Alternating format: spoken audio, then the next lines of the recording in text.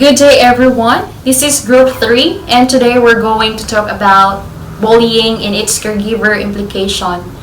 When we say bullying, it is unwanted aggressive behavior that usually happens among school-age children. There are a wide range of bullying action which include spreading rumors, attacking someone verbally, making threats, and attacking someone physically. By definition, two things need to happen for aggressive behavior to be considered bullying.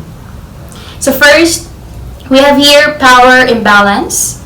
So when we say power imbalance is the aggressor uses whatever advantages or happen they have to harm or control others. This includes things like knowledge of private information, popularity, and physical strength. And next, I have here repeated attacks. When we say repeated attacks is aggressive behavior are repeated or leave the possibility for future attacks. Bullying can be broken down into four categories. First, physical bullying. Physical bullying is the act of using physical strength to exert power over others by causing harm or damaging belongings. Out of the four types of bullying, physical bullying is typically the easiest to spot due to its visible actions and effects.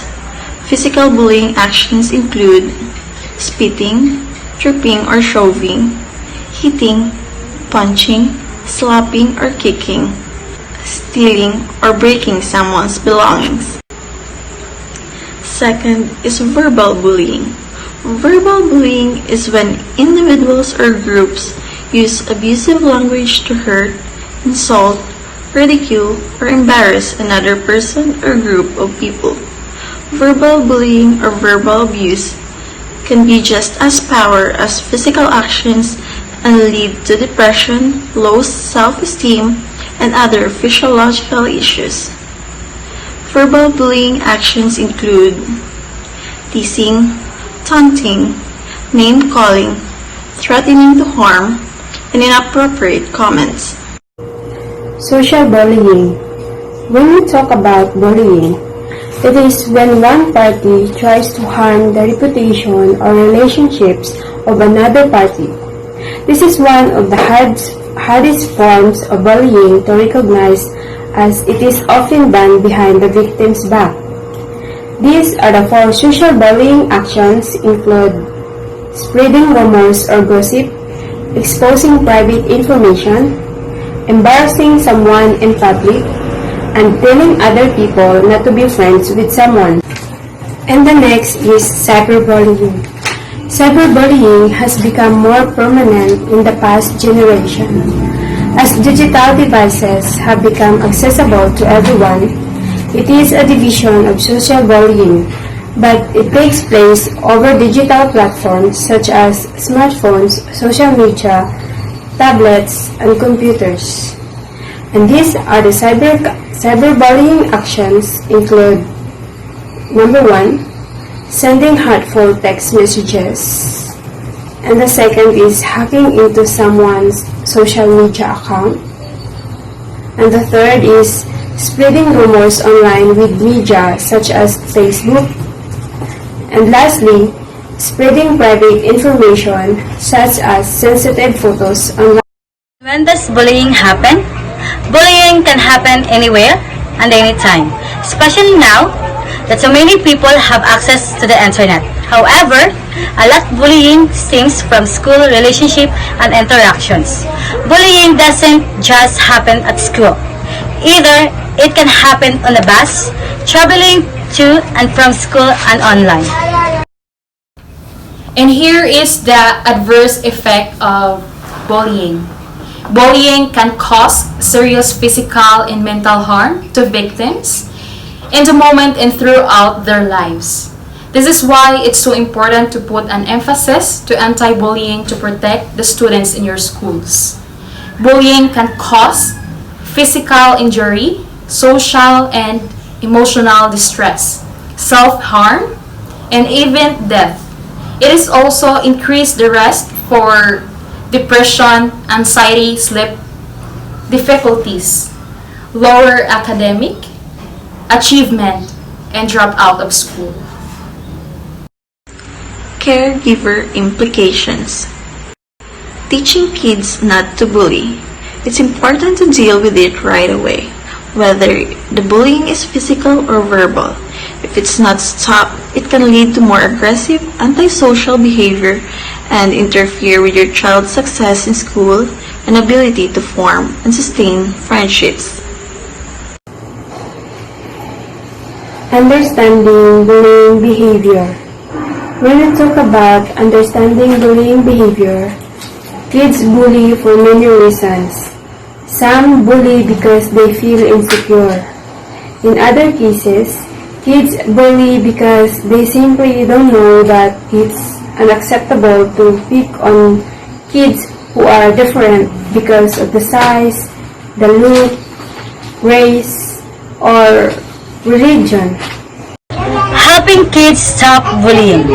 Let the child know that bullying is unacceptable and that there will be serious consequences at home, school, and in the community if it continues. Try to understand the reasons behind the child's behavior. In some cases, kids bully because they have trouble managing strong emotions like anger, frustration, or insecurity.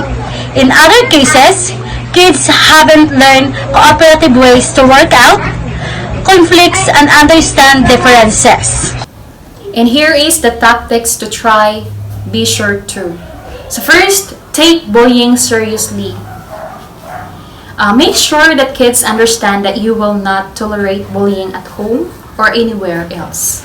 Establish rules about bullying and stick to them. If you punish your child by taking away privileges, be sure it's meaningful. For example, if your child bullies other kids via email, text messages, or a social networking site, dock phone or computer privileges for a period of time, if that child acts aggressively at home with siblings or others, put a stop to it. Take more appropriate and not violent way to react, like walking away. Teach kids to treat others with respect and kindness. Teach the child that it is wrong to ridicule differences, for example, race, religion, appearance, special needs, gender, economic status, and try to instill a sense of empathy for those who are different. Consider getting involved together in a community group where the child can interact with kids who are different. Learn about the child's social life. Like for example, you have to look for insight into the factors that you may be influencing the child's behavior in the social environment or wherever the bullying is occurring. Talk with the parents of the child's friends and peers, teachers, guidance counselor, and school principal. Talk to the child about those relationships and about the pressure to fit in. Get them involved in activities outside of school so that they meet and develop friendship with other kids. And for another example, encourage good behavior. It is a positive reinforcement can be more powerful than negative discipline. Catch the child being good and when they handle situation in ways that are constructive or positive, take notice and praise them for it. And last, set a good example. Think carefully about how you talk about the child and how you handle conflict and problems. If you behave aggressively towards in front of the child, chances are they follow your example. Instead, point out positive in others rather than negatives. And when conflicts arise in your own life, be open about the frustration you have and how you cope with your feelings. Restoring confidence. Dealing with bullying can erode a child's confidence.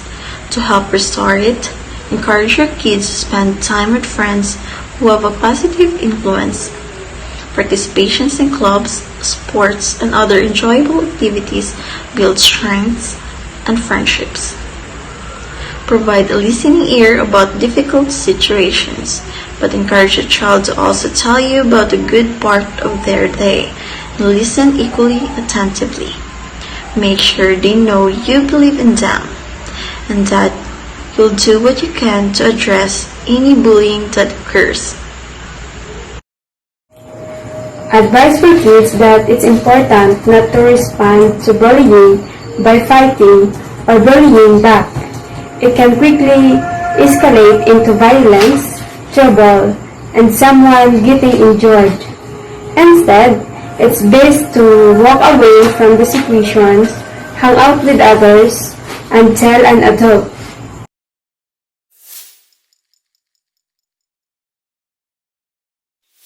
Avoid the bully and use the buddy system. For example, use a different bathroom if a bully is nearby. And don't go to your locker when there is nobody around. Make sure you have someone with you as that you are not alone with the bully. Buddy up with a friend on the bus, in the hallways or at recess, wherever the bully is. Offer to do the same for a friend.